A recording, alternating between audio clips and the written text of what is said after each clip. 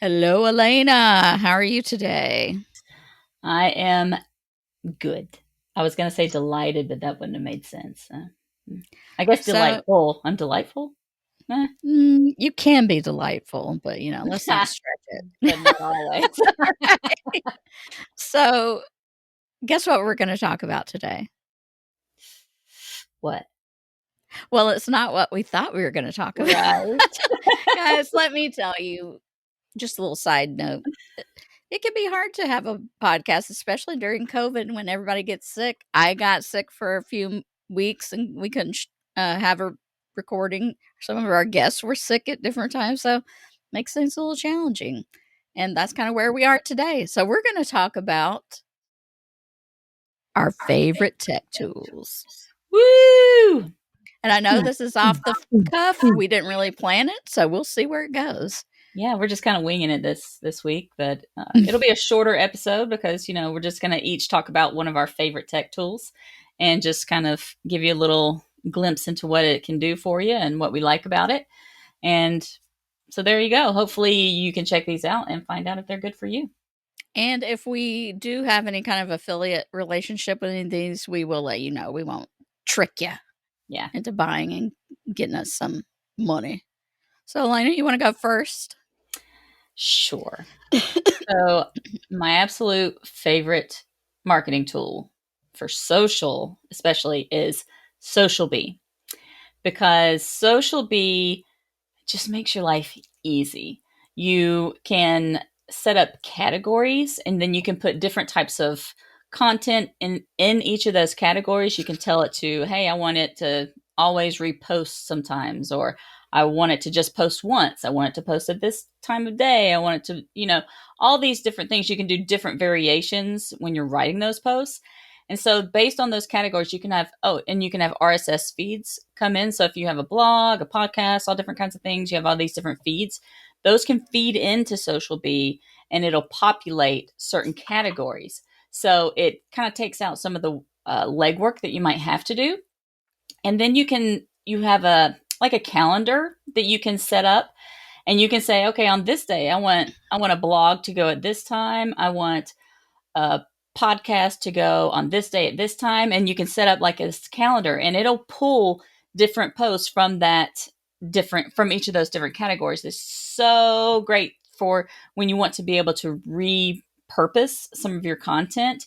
And if you want to make your life easier with adding in, sprinkling in different things with whether it be the different types of content and things like that. And you can also set it it'll do short links. You can set UTMs for each of those different categories. There's so much that you can do in Social Bee, and I absolutely love it for scheduling social and doing all that social management.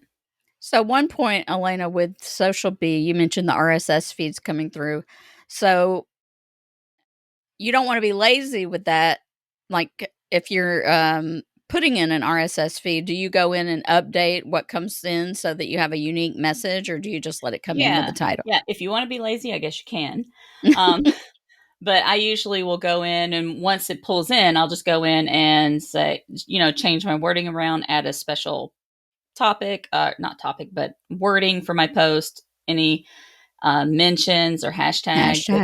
If I don't have it auto set to pull in certain hashtags. Like if you have a podcast, you may have a hashtag for that podcast that you use. So you can always have it pull in that hashtag on any of your podcasts. So it just takes out little bitty steps here and there, and it just makes it so much faster to do things and to make sure that you're always going to be sharing a webinar, every once in a while. You're always going to be sharing your ebooks, so that they're constantly in the rotation so that you're not losing momentum on those things. Because a lot of times you share it and then you forget about it if you don't go back and have to recreate the whole thing. And so for these, you can do, like I said, you can do different variations for each of those posts right within that one part. And it'll pull, okay, this week it's going to pull this variation. And then the next time you use it, it'll use that variation. So you have some flexibility to make things not always be the same thing over and over again. I love it. Hands down, one of my favorite Sometimes it has some glitches, but you talk to the support and they're usually fairly good about helping you get those fixed. So, but hands down, one of my favorites. I do like Social B too. I don't use it quite as much as you do, but it works great with one of my favorite tools, which is Up Content. And we do have an affiliate code for that I will share. So just FYI, and I'll put it in the show notes to let you know that it's our affiliate code. But Up Content helps you curate different sources from around the web, and then you could take that RSS feed of all your collection and pass that over to Social Bee, and then you have nice curated content that you could share through Social Bee. But there's a lot more that you can do with Up Content besides just using it with Social Bee. We have it placed on our website so that you have a look at what we're reading. We have a page called What We're Reading, so you can see the things that we've found useful that we think our readers will find useful too. They also have a cool plugin with HubSpot, which is another one of my favorite tools. If you're using the sales functionality in HubSpot, you can have different feeds come in from Up Content as a social icebreaker so that when you're in the contact feed, there's a little section over here. I know if you can imagine the board, how I'm miming it here. I was doing the same thing. Like, oh, hey, you see what I'm doing here? Yeah, but you can take that icebreaker and then pull it into an email in the HubSpot screen and do a little outreach using curated content to help break the ice with someone or to reinforce something you've already sent. So if you've been curating content about widgets and you have a hot widget lead, you could always look at your icebreakers in the HubSpot board for that content. I don't know why I keep saying board. You know what I mean? The screen. And you can pull in the most relevant article and then write a little note to your contact and give them a little extra information that's not totally salesy, but helps put you in that thought leader mode or that helper mode. So that Up Content and HubSpot and Social Bee are all three some of my favorite tools. Yeah, and I use both of those, all three of those actually daily. I'm in each one of those tools daily. And I can't remember if you mentioned it, but like in Up Content, you can say, look for certain keywords. You can set up all your criteria to pull all these different types of content in, and then you can move them into what's called collections. And then from there, you can feed them into those different areas. It's really cool tool. And Scott Rogerson, who is the one of the founders of it, and he's such an awesome guy. If you ever have questions or anything, he's like on it. He's like there and will help. And I love the tool. I love the person that is behind that tool. He's a really great guy. He's been on our podcast a couple of times, so we'll link to his episodes in the show notes because he has been a really great friend to us and been on our show, and we really love the software he's put out there. I wanted to say one other thing I love about Up Content that has to do with another tool that I like. The tool is called rasaio, and it does emails, and it builds individual emails for the people in your contact list using AI to pick the best content that will resonate the most with them. But we feed in that Up Content feed into Rasa, and that is just awesome too. That is a real time saver if you're trying to create a curated email. You can also add in things from your own blog to make or podcast to make sure those are featured. But another great time saver, you can go in and edit it a little to make it yours, but it's just a really awesome tool that also works with Up Content. So I stuck to my one. I know. Mine had a lot of branches. HubSpot, you went with Up Content, you went with Rasa. Come on, follow the directions, Stacy. Well, I love marketing technology. I know. You are a marketing technology geek. You are like I all love about it. You're always on AppSumo. Let's try this one. Yes. Let's try this one. I'm an AppSumo junkie. That is the best and worst site for me to be. Yes. I member. And for me, I'm a Plus member. I get tons of invites. I'm like, do I need to do something with this or do I ignore it? You're just testing it. What's going on? So it's the best. Well, Lena, since I chose like 3 or 4 tools, are there any others that you like that you want to touch on?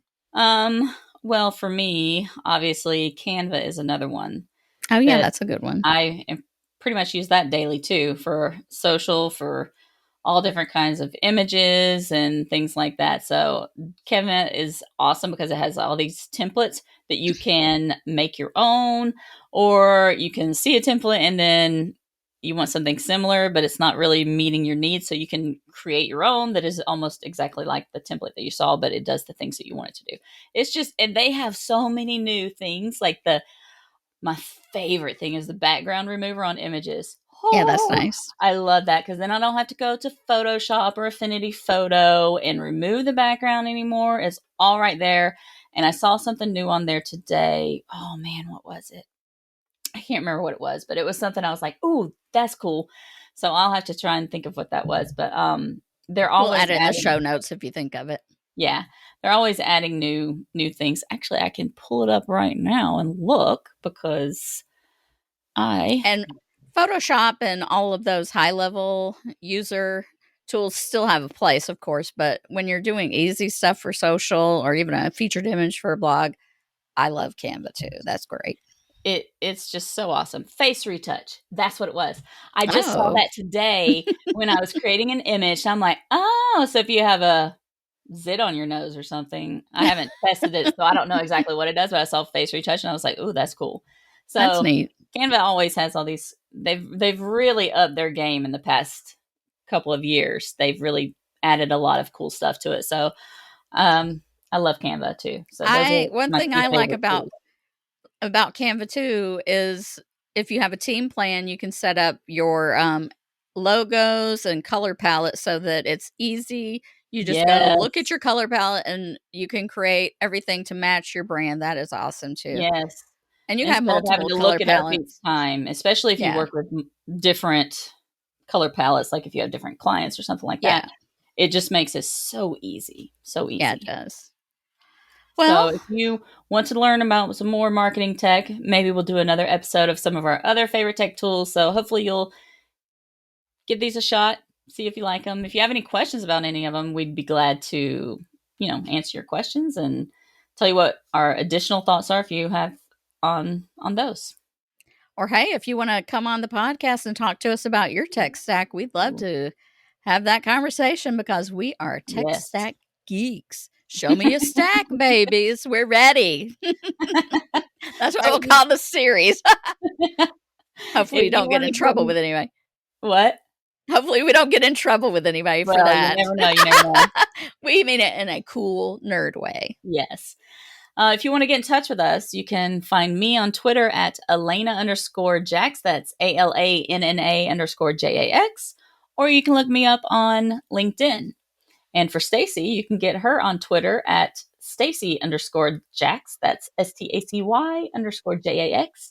And she is also on LinkedIn. So reach out to us, connect with us, follow us, whatever. We'd love to hear from you. We want to hear what your favorite tech tools are. So reach out and let us know or leave a comment. That's true.